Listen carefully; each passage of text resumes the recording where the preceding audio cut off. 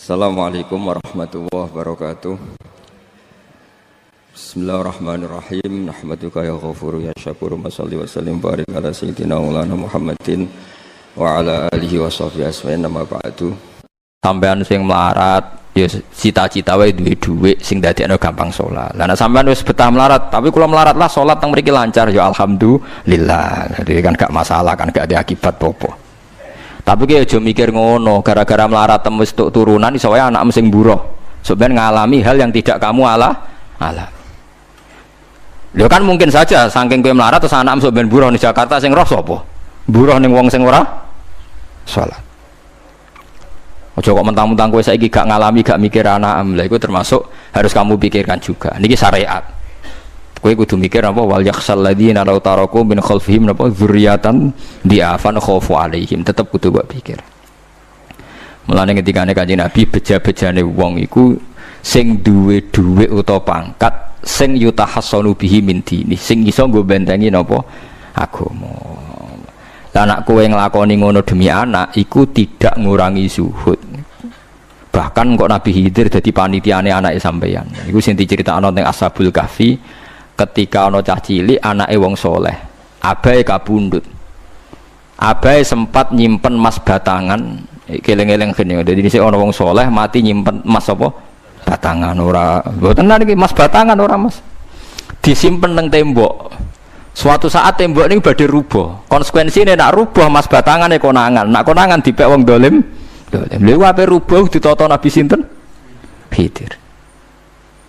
Nabi Musa protes, wong karuan tembok ape rubuh kok mbok tata, padahal penduduk kene iku wonge nakal-nakal. Terus jawab Nabi Khidir seperti wa amal jidaru fakana li hulamaini napa yatimaini fil madinati wa kana tahtahu kanzul lahuma wa kana abuhuma sholihah. Dadi fatwa-fatwa zuhud sing berlebihan wong ora oleh nabung ngomong kosong, tak jamin. Itu ditentang oleh ulama-ulama syariat. Karena di cerita Ashabul Kahfi ini jelas kan, wong soleh nyimpen emas batangan ning tembok demi anake, keberlangsungan kesalehan apa? Anake. Ternyata dipanitiani Nabi Khidir. Supaya emas iki gak jatuh ke tangan-tangan orang zalim. Toh orang ini ketika nyimpen tetap disifati Allah wa kana abuhuma sholihah. Iku nang nunjukno nak wong soleh nabung iku gak ngurangi kesalehan. Tapi rasa mbok mafhum mukhalafah nek ora nabung ora saleh. Innalillahi wa inna ilaihi raji'un. Ora usah ngono, ora usah mbok jero-jero. Pokoke intine iku ana ayat wong saleh nabung iku gak ngurangi kesalehan. Wa kana abuhuma sholihah. Saiki wong do ora ngalim, sing fatwa zuhud berlebihan nganti wong sawangane duwe dhuwit dosa. Padahal mau dukung awake dhewe, paham nggih, sing fatwa ndukung napa? Awake dhewe. Keliru, pokoke barang berlebihan keliru. Lah sing seneng donya berlebihan. Nganti miliaran ku gak jelas hitungane. Ya nek cara kula sak sedengan misale sak rugen mati ya warisan piro kan? 50 juta. Piro? Mesin bubut anake cek kangelan. Maksudnya cek kangelan ngerjakno. Nak mas sak karek ngedol lho.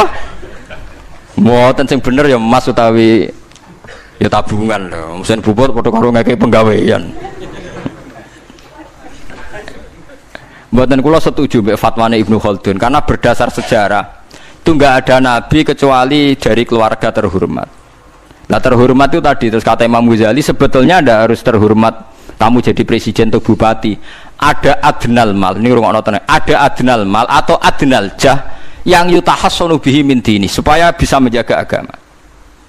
Lah sekarang kalau pertanyaannya gimana Gus kalau globalisasi itu tadi jangan-jangan misalnya kalau kita ngobong gereja di Indonesia misalnya terus masjid yang minoritas di negara lain diobong sebagai balasan perlakuan umat Islam mayoritas di Indonesia terus gentenan Islam sing minoritas di negara lain ditindak. Itu jangan-jangan kita termasuk sebab dan teori itu juga sah.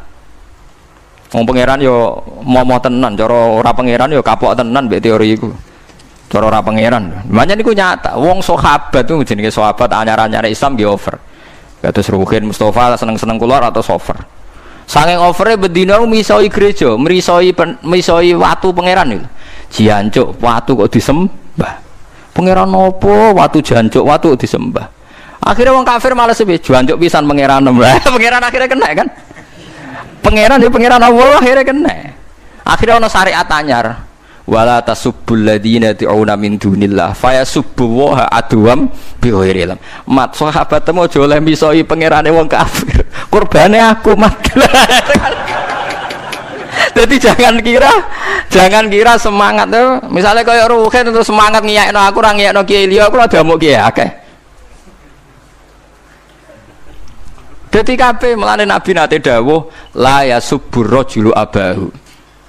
Wong jogeman misoi bapake.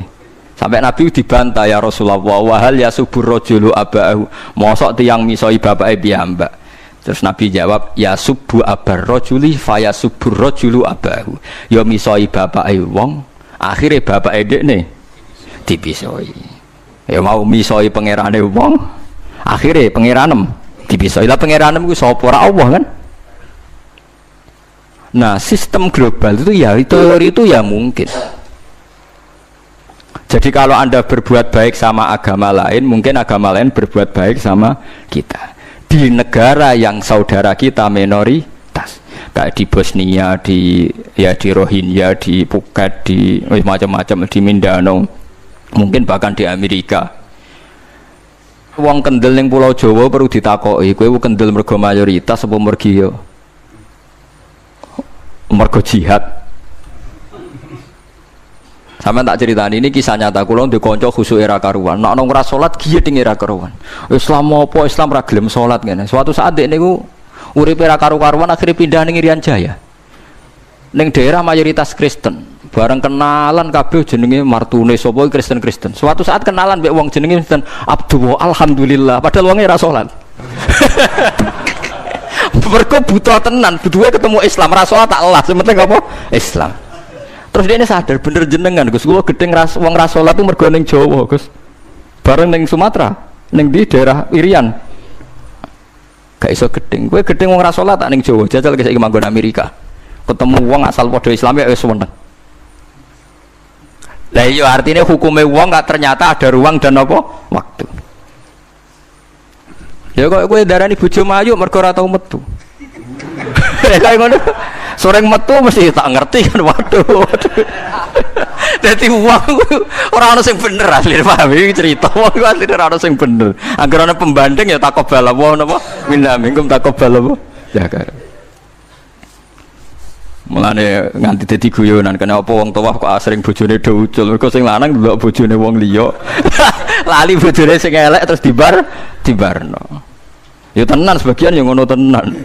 Wong akeh sing diamuk sing lanang. Wong kok ayune ngono. Ngomong apa, Pak? Lha niku kanca kula tenan. Ngomong apa, Pak? Ya jujur wae jare sing lanang jawab. Masa wong jujur gak oleh jare apa? Wong jujur apa? Lah saiki sampean mulai mikir. Nak saiki ning Jawa ana wong Islam gak salat. Oke, kita gedeng atas nama fitrah agama. Roh wong minum ya gedeng. Tapi sebagian gedeng kita memang masalah kondisi. Buktine hal yang sama kowe ketemu Islam ra salat nak kowe ning Irian Jaya mbok ning Timor Leste kowe seneng. Pira-pira ketemu padha napa Islami. Senajan to ora napa ora salat. Iku mulane bener sak dur-dure ilmu wa faqa kulli dzi ilmin napa alim. Sak dur-dure wong alim mesti ana wong alim. Saya itu baca teorinya Imam Ghazali, Ibnu Khaldun, terus teorinya Salahuddin Al-Ayyubi memang teori itu saling pembanding dan itu mesti kesimpulan saya tadi walau la dafwa hinnasan apa ba'dhum bibadin. Jadi semua teori ini saling melengkapi. Ya memang kalau ketika kita dewa-dewa no fakir, zuhud, enak, tanpa hisab ini seakan-akan kita seneng fakir mergo bebas hisab. Nah, tapi nak ndelok randi kekuatan bergening ambek non muslim terus ke ape salat kangelan. Lho nggih to, misalnya sampean buruh ning Jakarta. Posisi buruh, majikan ra salat kon nyupiri, wae salat ra mandeg piye apa. Nah, tapi nak kowe sing majikan buruh ra salat, wae mandeg kowe salat. Ayo malah salat, anutlah ra paham lah wis makmum. Gak tak pecat, selesai kan. Oh, tetap gara-gara melarat itu tetap ra iso aqamus salat. Mulane ngaji ku sing imbang ya, aja pengagum kemiskinan. Melarat itu rasa mbok kagum-kagume biasa ae. Tapi aja mbok gedhingi dosa kowe kualat wong melarat ku napa? Gedhe wong melarat apa? Dosa. Tapi aja dukung, maksudnya wis ora usah didukung wis akeh malah menapa? Mbok dukung. Wah, malah parah, malah napa? Parah.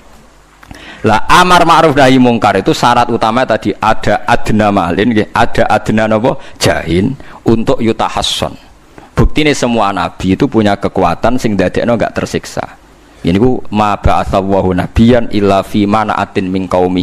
Allah tidak pernah ngutus nabi kecuali dari kasta tertinggi. Dia tujuannya wow, ada sistem sosial yang menjaga. Lucu kan, wong kures gudinge ngono mbek Kanjeng Nabi, tapi ora tau mata ini. Mergo sungkan Abu Thalib. Sungkan sinten? Abu Thalib. Sayyid Abbas urung Islam, tapi nak Nabi dipateni ya ora trimo.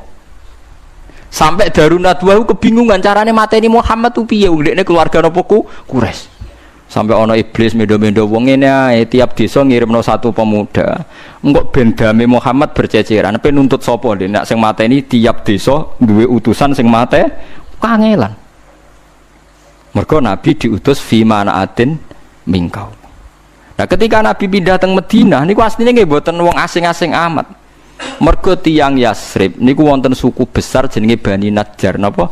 Bani Najjar. Bani Najjar niku keluarga besar Nabi saking Sayyidah Aminah. Mulane teng bar janji diterangno ketika Sayyid Abdul Gerah niku mergo niliki keluargane mim Bani Najjar. Paham ya? Jadi intinya ya gadah manaatin min qaumi. Gini ku Bani napa? Bani Najjar. Dadi napa jenenge sebutinu wa makatha fihim syahron yu'anu nasukmahu wasakwa. Iku suku napa Bani Najjar. Akhwalihi min Bani napa? Najjar. Dadi eling-eling. Dadi mboten saged. Mane sampean ya ora usah protes. Kadang-kadang kena apa wong alim-alim ya rontok-rontok Gus, rontok-rontok mulya karepe ben rapati repot nemen-nemen. Misalnya kayak wong alim terus wong biasa total wino terus kon bubut ruhin, nah wae mulang wae kon apa bubut, ayo repot.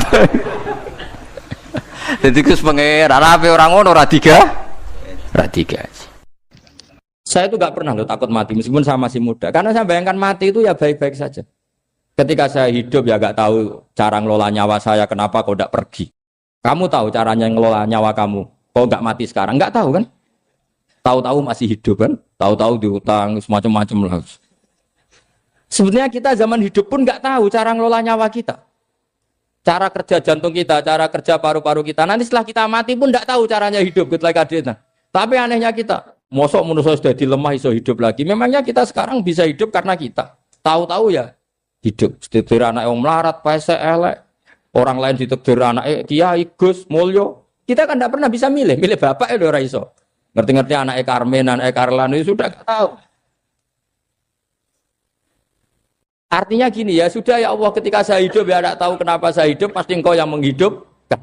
Ketika saya mati juga gak tahu kenapa saya mati, pasti engkau yang menghidupkan dan mematikan. Maka saya akan baik-baik saja di akhirat, karena ketika di dunia Tuhannya yang engkau, ketika di akhirat Tuhannya, dan sifat engkau tidak akan rubah, tetap arhamur rahimin. Makanya dulu wali-wali itu kalau mau mati ya santai aja. Said Umar bin Abdul Aziz itu ulama-ulama dulu kalau mau meninggal itu kalau keluarganya nangis marah besar. Memangnya mau kemana kamu nangisin saya? Lah kamu kan mau mati. Memangnya mau kemana kalau mati? Ya kembali ke Allah. Susahnya apa? Di dunia ya milik Allah, di akhirat milik Allah. Inna sholati wa nusuki wa mahyaya wa mamati lillahi rabbil. Yang aneh sampai harus melarat orang wani mati. Wah aneh tenan. Ya karena sampean tahu mungkin di akhirat lebih miskin lagi kan. Wes repot naudens. Coba kalau dari awal kita menstatuskan diri kita biadillah, inna sholati wa nusuki wa mahyaya wa mamati. Tapi kamu salah status. Mengatakan kehidupan adalah momen untuk mencari kesejahteraan. Kehidupan adalah momen untuk cari karir. Kamu mensifati kehidupan secara salah. Jika kamu terjebak nyari karir, nyari kaya. Coba kalau kamu pakai mazhabnya Sufi, kehidupan adalah pemberian dari Allah untuk kembali kepada Allah. Kematian ya seperti itu. Akhirnya ya santai saja. Inna sholati wa nusuki wa mahyaya wa mamati lillahi rabbil alamin. Istri juga gitu. Saya itu tidak sombong. Saya itu mulai nikah sampai sekarang itu hampir gak pernah tukaran sama istri. Sama istri saya itu sering bilang gini, Gus kali-kali kalau saya ngamuk itu diwales, dilawan. Supaya saya punya musuh katanya. Betul ya? Ya saya bilang gini. Allah itu maha baik sama saya. Ketika harmonis, ganjaran saya ya lewat harmonis itu. Sehingga saya ngasih uang, menyenangkan Anda. Ketika Anda marah, ganjaran saya lewat sabar. Ya sudah, itu semuanya baik. Kalau kamu marah, saya tidak dapat pahala. Makanya kalau kamu marah tak dengerin. Ini cara Allah membuat pahala tanpa bayar kata saya. Justru kalau pas rukun itu untuk dapat pahala harus nyervis, jajak nukokno kelambi mahal katanya. Boros itu pahala yang boros katanya. Tapi kalau kamu marah ini pahala paling murah, nggak usah biaya, dapat apa? Pahala. Cukup sabar. Lu itu kalau terlatih lama-lama dapat ya biasa saja. Ulama dulu seperti itu semua. Imam Syafi'i itu pernah ada orang baik sekali sama beliau. Orangnya itu munafik padahal. Tapi kalau setelah keluar dari Imam Syafi'i dia memaki-maki Imam Syafi'i. Suatu saat beliau tadi muji-muji jenengan tuh di luar maki-maki jenengan. Imam Syafi'i itu guyu. Guyu semua nanya bukan alhamdulillah. Muridnya kan janggal. Ini dikasih tahu gitu. Alhamdulillah. Kenapa Imam Syafi'i dia kan di luar maki-maki jenengan? Berarti aku wong wibawa ning ngarepku rawani. Ya jadi dianggap enteng saja melihat. Berarti aku wong wibawa ning ngarepku ora wani. Ya sudah. Terus ketika ditanya, tapi itu kan bahaya bagi Anda karena memfitnah Anda gini-gini. Kata beliau, zaka Allah. Yang kritiknya bahaya itu hanya Allah Ta'ala. Yang lainnya enggak bahaya. Karena ini makhluk dhaif, enggak penting. Loh kamu sampai tersisa dikritik orang karena kamu nganggap makhluk itu penting. Ini gobloknya sampean. Goblok segoblok-gobloknya. Coba kalau kamu mensatukan makhluk tetap makhluk, kritiknya enggak penting. Selesai kan? Selesai enggak? Ini problem Anda ada wali itu, kalau dikritik ya susah. Makanya ada wali itu problem menurut saya. Makanya saya enggak ingin enggak jadi wali itu kan. Karena hanya wali yang hidupnya itu la khaufun alaihim walahum. Ya. Orang dulu tuh semudah itu hidup. Gampang sekali. Dulu ceritanya di antara ceritanya manakibnya Said Ja'far Shadiq itu, kalau ada orang memaki-maki dia itu dikirimi hadiah. Kenapa ya? Karena kebaikan kamu telah kamu berikan kepada saya, ini hadiahnya. Sampai malu yang kritik itu. Kan kalau orang rasani itu kan kebaikannya dikasihkan sama yang dirasani. Lah kamu kan ngajinya seperti itu, tapi dirasani kok susah. Harusnya kan kasih aja, ditransferi saja. Alhamdulillah. Ya karena kita salah menamain tadi. Sing rasani pembenci. Pembenci itu bahaya. Sehingga kamu mereaksi secara serius. Coba kalau kamu pakai hukumnya Allah dan Rasul. Pembenci itu pemberi kebaikan. Istri marah adalah pemberi kebaikan. Ada yang berani mulai meraktekannya. Latih begitu terus. Insya Allah nanti hidup kamu barokah. Itu disebut wa'allama adamal asma. Dan itu yang diajarkan Rasulullah. Rasulullah itu kalau ngajarkan hidup itu gampang sekali. Allahumma ja'alil hayata ziyadatan li fi kulli khairin wal mauta rohatan li min kulli syarrin. Jadi kalau kita hidup anggap saja peluang untuk nambah kebaikan. Kalau kita mati anggap saja akhir dari semua potensi kejahatan kita. Anda sekarang mungkin tidak zina tapi potensi zina. Anda sekarang tidak korupsi, potensi korupsi. Anda sekarang tidak selingkuh, tetap potensi selingkuh. Lah, anggap saja kalau mati berarti akhir dari segala potensi itu. Alhamdulillah. Makanya saya tuh nggak pernah takut mati. Karena saya misalnya setiap saat mati ya saya nanti akan bilang, ya Allah, ini sudah mau mati berarti mau akhir dari segala potensi keburukan saya. Alhamdulillah. Makanya itu ulama-ulama dulu kalau ada preman mati, saya guys, tonggone ra gelem muni saya. Walau preman kurang ajar, saya guys, tonggone tetap ra gelem muni saya. Padahal kiai ini muni, saya guys pun mati pun mboten sakit macam-macam niki pasti. Karena dia dengan mati berarti rohatan mengkuli syarrin, keburukannya tidak terulang lah. Lah keburukan enggak terulang lagi itu saya apa buruk? Saya. Makanya kiainya minta saya nggih niki tonggone cek menengae. Saya nggih menengae. Makanya suatu saat kalau ada gitu kamu harus bilang apa? Saya pun mboten jahat malih pun mati. Jadi kayak apa coba? Coba sekali-kali statuskan kalau al hayat adalah ziyadatan lana fi kulli khairin. Al maut adalah rohatan lana min kulli. Sehingga kita hidup ya happy, mati juga happy, gak masalah. Terus kalau misalnya mendingin, tapi anak bojoku piye? Memang selama hidup anak bojomu bahagia. Petoke ya tambah musibah ya, Cok. Malah sombong lagi kamu, seakan-akan kamu Tuhan yang bisa mensejahterakan manusia. Wong isih urip buat bojomu wis ndonga muga-muga nang mati malah. Nah gak jelas termasuk dosane jenengan sedanten senengane cerita Nabi Adam. Nabi Adam mbok critakno dosane, mulane do kualat. Wong nyeritakno bapake kok nyeritakno napa? Dosane. Mulane kata kiai kualat, wong bapake kok diler-ler napa? Dosane. Mulane nak cerita Nabi Adam ini kedah sempurna. Terus niki kula cicil juz tunggal napa wa 'allama Adamal napa? Asma. Pertama kali hubungannya Nabi Adam kalian Allah Subhanahu wa taala ini hubungan mengajarkan nama sesuatu. Jadi sampean jangan pakai teori modern bahwa apa artinya sebuah nama. Nama itu penting sekali. Sekali penamaan itu salah, berarti Anda menstatuskan secara salah dan itu berakibat fatal. Jadi semua kesalahan manusia mulai periode syirik mensekutukan Allah itu karena kesalahan menyebut apa? Nama. Ini penting kalau aturan. Jadi misalnya orang Arab itu ada batu tertentu yang dipahat disebut manat. Manat itu dari kosakata manan, pemberi. Yang satu disebut uzza, sesuatu yang aziz, yang agung. Sehingga akhirnya diperagungkan. Coba kalau misalnya manat dan lata itu ketemu orang Lasem, terus ditanyakan, ini batu apa ini? Dari Purwodadi apa dari Mojokerto? Yang mahat siapa? Ini irungnya tidak pas. Ini matanya kok agak picek. Andekan distatuskan seperti itu, kira-kira disembah apa enggak? Enggak. Iki pas pembuatan ini pate protol terus digenti. Sehingga setiap kemusyrikan itu semua para nabi ngendikan inhiya illa asmaun sammaitumuha antum wa abaukum ma anzalallahu biha min sultan. Sebagian ayat ma anzalallahu biha min sultan. Bahwa kesalahan-kesalahan yang kamu timbulkan itu karena kamu kesalahan bikin nama. Makanya status itu penting. Nanti sampean tahu pentingnya yang saya katakan ini. Nanti setelah sampean mati, nanti mesti nyari saya karena kenangan ngaji ini. Ini Mas Atabik itu mas saya, beliau seorang dokter, tapi saya tidak akan bilang dia dokter karena nanti anak cucunya inginnya jadi dosen. Tapi kalau saya menstatuskan dia turunan Mbah Sambu, babai wong alim. Wah anak putune arah alim isin. Dia nak di status no pegawai negeri dosen, wah anak putune boleh duwe pikirannya kan. Karena status itu mengilhami apa? Status itu karena itu yang dikenalkan. Makanya ini penting. Fir'aun ketika dianggap sebagai Tuhan itu karena dia berhasil menamakan dirinya orang yang nggak pernah sakit dan dia penguasa. Penguasa itu artinya apa? Dia memimpin sekian orang.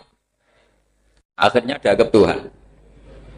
Tapi ketika debat terbuka sama Nabi Musa, pertama, mohon standar mohon gemike. Pertama kata Fir'aun, wama Rabbul Alamin. Lalu Tuhan kamu itu siapa? Kata Musa, yang menuhani langit dan bumi. Fir'aun masih bisa berargumentasi. Setahu saya di bumi Tuhan hanya saya. Soal kemungkinan Tuhan Anda di langit, terus Fir'aun nyuruh Haman, ya Haman ibnili sorhal ali abluhul asbab as-samawati fa'attali'a ila ilahi Musa. Tapi kalau itu dibuktikan, nanti Musa pasti kalah. Karena kalau Fir'aun naik ke langit, pasti gak melihat Tuhan. Wong yang Nabi saja gak melihat, apalagi Fir'aun. Pasti dia bilang gak ada. Tapi apa yang bisa mengalahkan Fir'aun adalah argumentasi status. Kata Musa, Rabbukum wa Rabbu abaikumul awalin. Yang nuhani nenek moyang kamu. Artinya kalau Fir'aun Tuhan, itu berarti Tuhan balita. Karena mbah-mbahnya dulu tanpa Tuhan. Karena Tuhannya lahir terlambat. Akhirnya Fir'aun, saat itu juga, para pengikut Fir'aun langsung menjadi mukmin meskipun menyembunyikan imannya. Karena kalau Fir'aun Tuhan, berarti mbah-mbahnya tidak punya Tuhan. Karena Tuhannya baru dilahirkan kemudian. Artinya gini, andaikan Fir'aun distatuskan al-maulud, orang yang dilahirkan, maka tidak akan ada orang yang menuhankan Fir'aun. Atau Fir'aun dibahasakan wujida ba'da alam yakun. Dia ada setelah dulu-dulunya tidak ada. Apapun hebatnya Donald Trump, apapun hebatnya Cleopatra, apa Fir'aun, semuanya itu wujidu ba'da alam yakun. Mereka ada dari tidak. Yang seperti ini pasti tidak Tuhan. Makanya Allah mengenalkan manusia itu sederhana supaya tidak pernah jadi Tuhan. Hal ata alal insani khinum minad dahri lam yakun syai'am mazkura. Manusia itu siapa? Ya manusia itu makhluk yang ada dari tidak ada. Dengan status itu enggak mungkin kamu tuhankan. Ini penting saya utarakan. Jadi buah gerakan Allah itu pasti dimulai salah penamaan. Makanya saya kemarin ketika Mbah Mun intaqala ila rafiqil ala, ketika beliau wafat, saya bilang ke anak-anak Anwar, statuskan Mbah Mun sebagai orang alim allama al-faqih, muridnya Sayyid Alawi, muridnya Mbah Zubair. Sekali Anda menstatuskan beliau orang besar, tepaan santri sing mau luhur kepengin ditiru besar itu. Nah, niru besar itu terus ana santri mau ita itu tok ngerasa gede repot. Sama, makanya saya nggak pernah. Sebenarnya saya tahu, Mas Atabik ini mas saya itu dosen saya tahu, tapi saya tidak pernah ngomong dosen. Oh, anak-anak era menjadi wong alim, menjadi dosen malah langsung berarti wong alim, malah celaka mana. Jadi karena salah status itu nanti panjang, akibatnya itu panjang. Makanya saya itu sebetulnya ya risih dikatakan Gus Bak itu orang alim, sebenarnya risih. Tapi saya senang saja. Sing seneng ben niru alime, sing hasud takjak kompetisi. Jadi nikmati ya. Jadi sing seneng ben niru alime, sing ra seneng itu hasud takjak kompetisi, takjak maca tafsir. Nak ra mriyang ya. Wong kono paling maca primbon mek terjemah. Ini penting, jadi itu yang disebut wa'allama adamal. Makanya Allah itu mengkritik semua kesalahan manusia dimulai dari salah penamaan. Makanya saya kemarin Pak Pilpres sering bilang, kalau presidennya ini maslahat, kalau enggak ini enggak maslahat. Mana ada kemaslahatan ditentukan hanya oleh seorang presiden. Itu tauhid kita di mana? Memang kita secara syariat harus milih sesuai istiadat kita. Tapi tidak usah dong menggantungkan kesejahteraan sama seorang makhluk, itu tidak boleh. Secara tauhid tidak boleh. Makanya ini penting sekali. Jadi nggak boleh orang salah nama. Kita tetap memilih presiden, milih kiai, milih siapa saja. Tapi tidak boleh menstatuskan manusia sama dengan status Tuhan. Itu bahaya sekali dalam ilmu tauhid. Saya teruskan ya. Nah ini sekaligus latihan tauhid sama latihan tafsir ya. Sampun nggih. Kula terusno malih. Pun santai mawon. Kula ki ikhlas ora ngarah gelo santai mawon. Wong umpama ora sida ngaji ora gelo apa meneh trimo mik rusak. Ndak, karena saya itu insya Allah ndak akan pernah salah nama. Saya punya cerita ya, tentang nama itu. Ketika seseorang baik sama tetangga, itu kalau sampean seorang mukmin yang mukhlis, mukmin yang ikhlas, pasti ya karena diperintah Allah. Saya ngajar seperti ini karena diperintah Allah.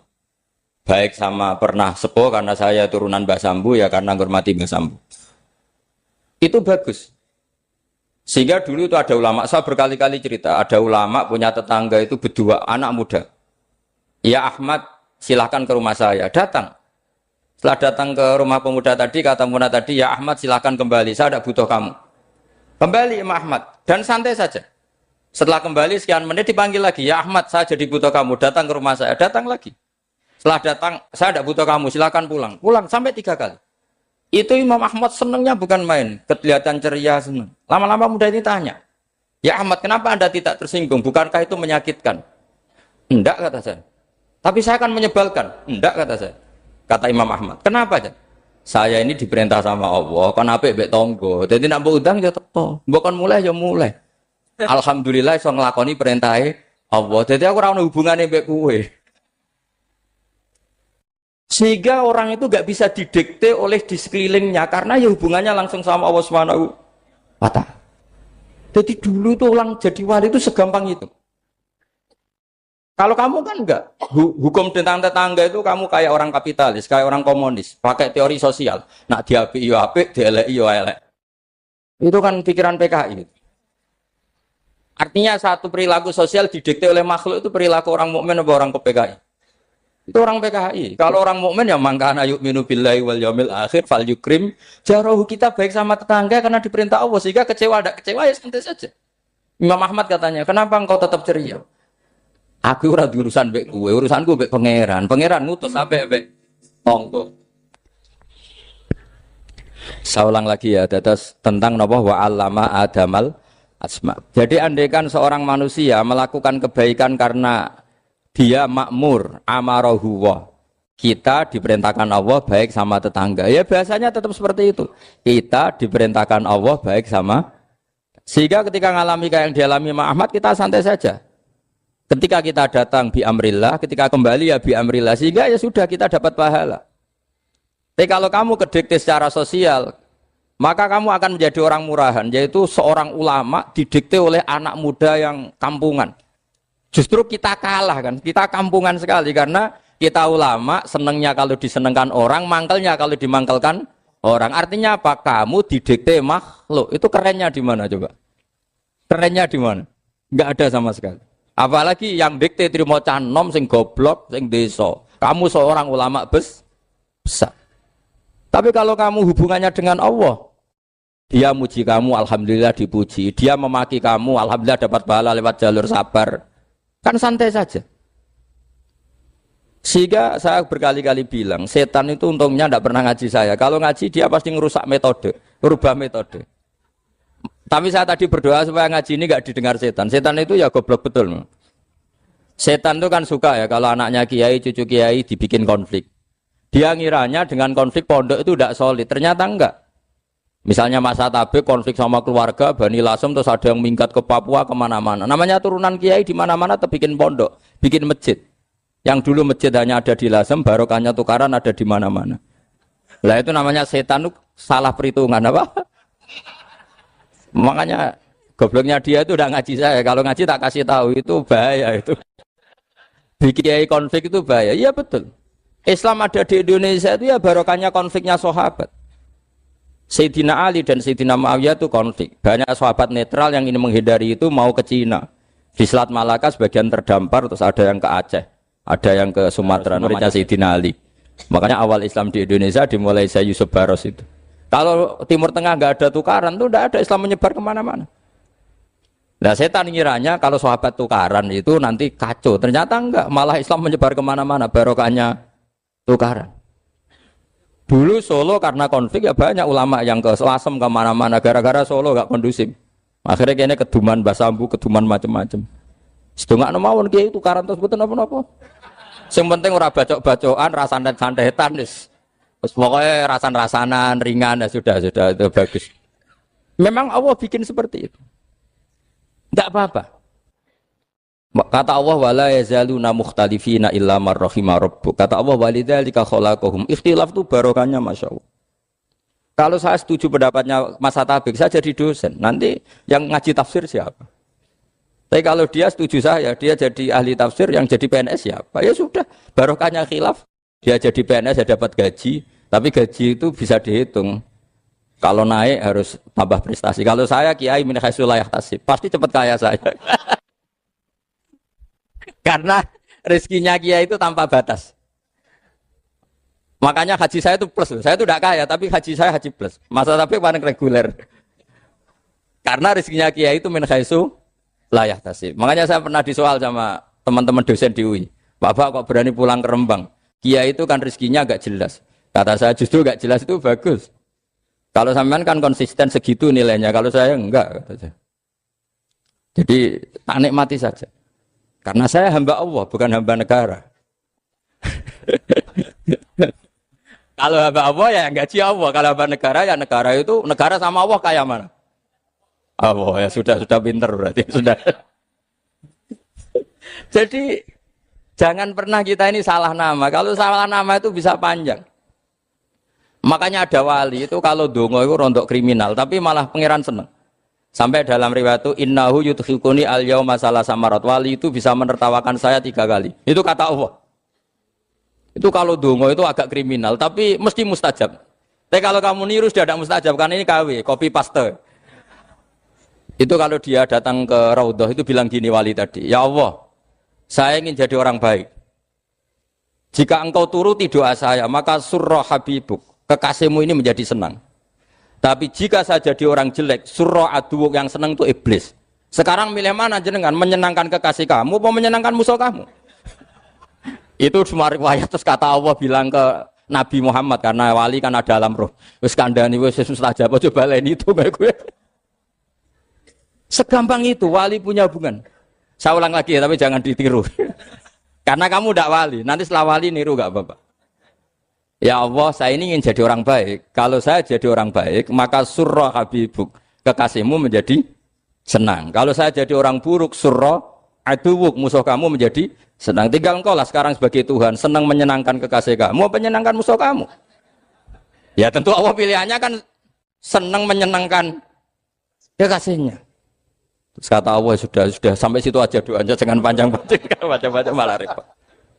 Semudah itu mereka hubungan dengan Allah SWT karena mereka tidak pernah salah nama.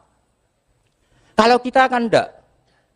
Kita tidak mesti walinya, tidak mesti istiqomahnya, kiai saja karena diangkat MUI, bukan karena kiai betul, atau diangkat di struktur kepengurusan NU. Terus doa pakai namanya sendiri, ya Allah, saya ini ngitmai agama sudah lama, mbok ya Allah, saya ini jadi gini-gini. Status kamu itu belum ada di arsy. Ini penting saya utarakan, jadi nama status itu penting sekali. Sehingga semua kesalahan saya ulang lagi itu karena status. Ini penting saya utarakan karena sekarang itu banyak nama itu disepelekan.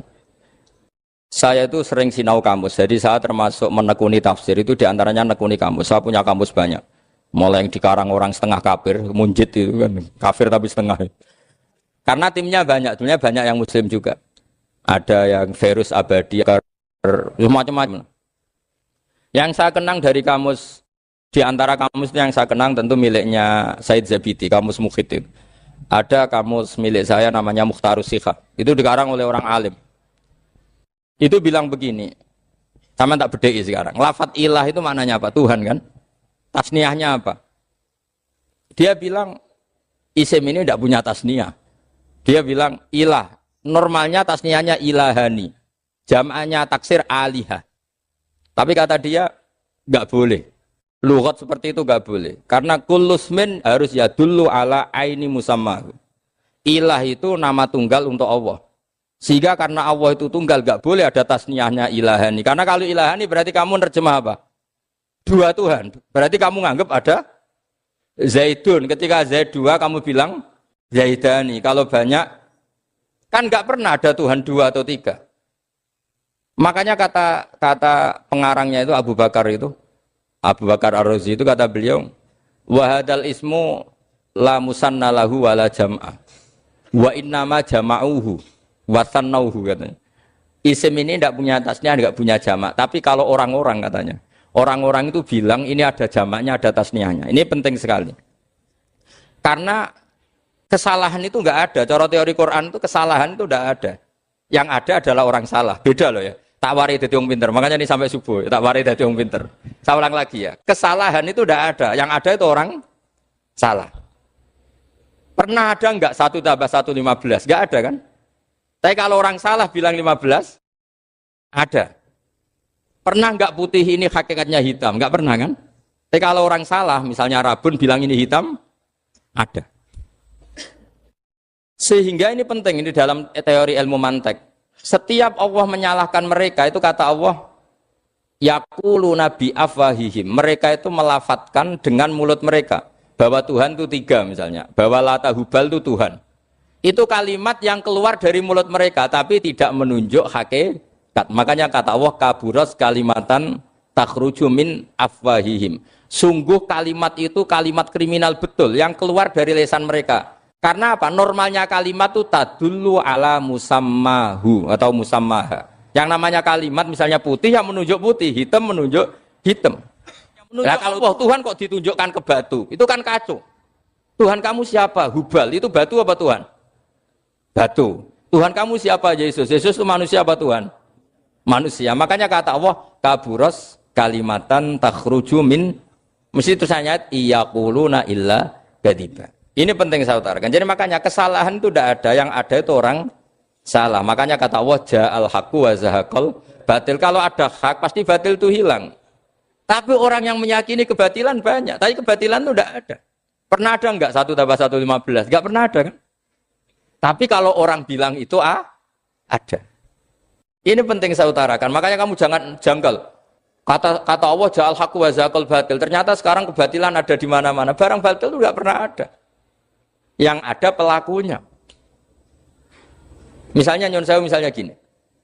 Zina itu mengenakkan apa enggak? Kata orang yang ahli nafsu mengenakkan.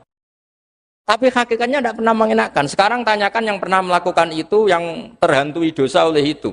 Hakikatnya menyakitkan apa mengenakkan? Menyakitkan. Tapi yang bilang mengenakkan ada, tapi hakikatnya tetap menyakitkan. Nah, semua kesalahan manusia itu dimulai cara membahasakan. Mengambil uang negara korupsi itu kata yang baru keturutan nafsu nih. Enak punya uang banyak, mengenakkan. Tapi kata yang sudah ketangkep, menyakitkan. Nah faktanya korupsi itu dihisap sampai akhirat. Statusnya itu menyakitkan apa mengenakkan? Menyakitkan. Andai kan orang menstatuskan korupsi menyakitkan, maka akan menjauhi korupsi. Makanya semua kesalahan itu dimulai dari salah memberi nama. Ini penting saya utarakan supaya kamu kalau menafsirkan Quran itu nanti terus benar. Makanya setiap kesalahan kata Allah apa? Kaburas kalimatan takhruju min afwai. Nah kalau kalimat itu nyata, kata Allah kalimatu haqqin aliyana nahya wa aliyana mut wa aliyana nub'as. Atau katanya istilah pangeran dzalika bi anna Allaha wal haqqu wa nama yatuna min dunihi wal batil. Nanti terus urut, sampean baca Quran nanti bisa kayak saya urut, konsisten. Yaitu tadi. Misalnya Fir'aun itu orang pakai status yang diajarkan Allah ke kita. Fir'aun adalah wujida ba'da alam yakun.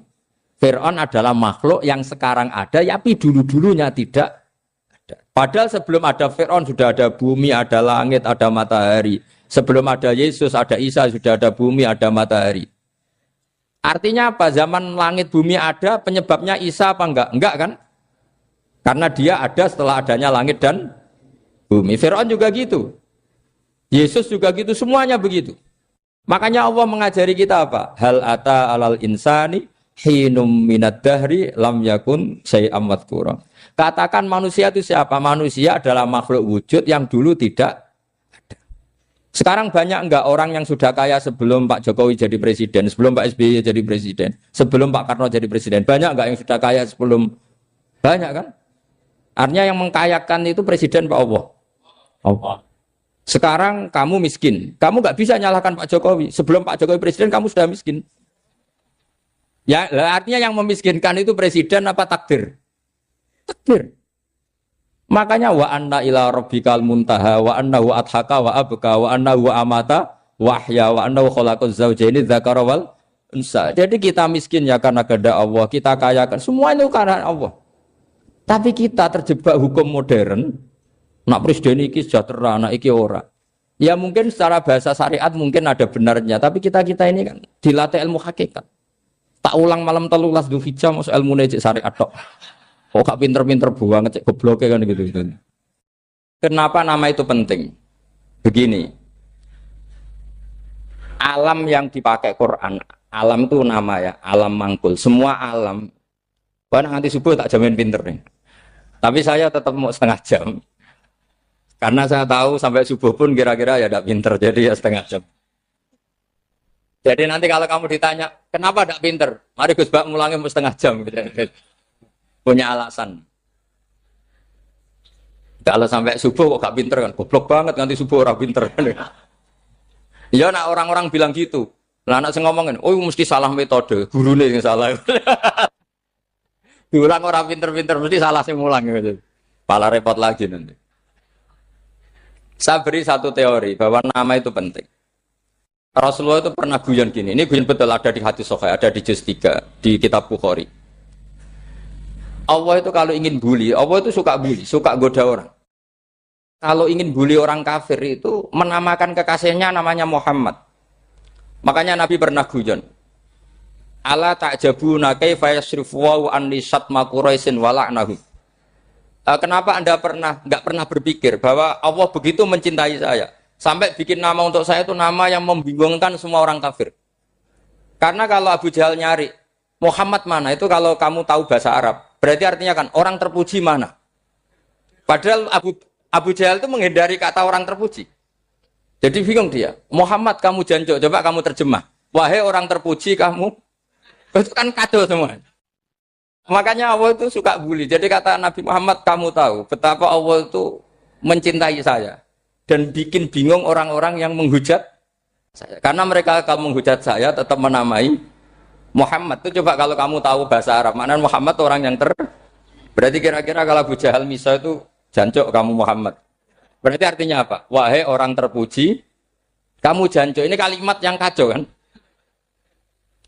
Akhirnya Abu Jahal pinter. Kalau nyari Muhammad bilang gitu.